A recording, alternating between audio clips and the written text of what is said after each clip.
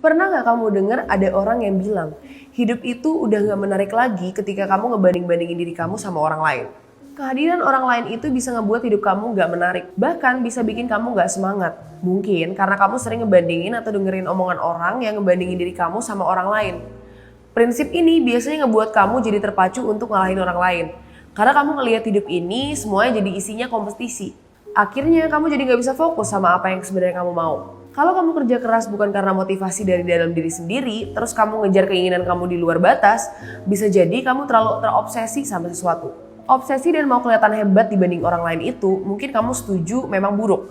Karena akhirnya kita nggak tahu kapan kita harus berhenti dan beristirahat buat dengerin diri kita sendiri. Apa sih yang kita mau? Banyak orang bisa nyembunyiin obsesinya dan hobi ngebanding-bandingin diri sama orang lain. Padahal dia sebenarnya lagi ngerjain sesuatu di luar batas. Istilahnya ini namanya dark syndrome. Kamu nyembunyiin suatu kekacauan dalam hidup kamu dengan kelihatan tenang aja buat ngeraih tujuan. Menurutku sih ini gak baik ya, karena gimana pun juga kita harus bisa mastiin kadar atau besarnya sesuatu yang mau kita raih itu sesuai dengan kemampuan kita atau enggak. Contohnya begini, mungkin kamu bisa sukses dalam karir tapi keluarga kamu berantakan. Kamu bisa sukses dengan pasangan tetapi keilmuan kamu kacau balau. Hidup itu dimensinya banyak dan kita gak bisa cuma fokus sama satu hal aja.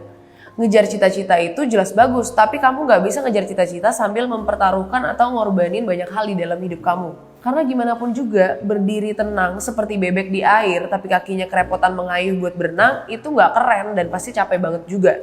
Apa kamu mau kelihatan mapan padahal hidup kamu pagi, siang, malam habis cuma mau cari uang? Supaya apa sih emangnya? Supaya kondisi ekonomi kamu kelihatan baik-baik aja? Supaya kamu ngerasa pede ada di dekat orang-orang lain? Coba deh, kita nggak perlu ngebandingin diri kita sama orang lain dan dengerin aja apa yang sebenarnya kita mau dan gimana sebenarnya kemampuan kita.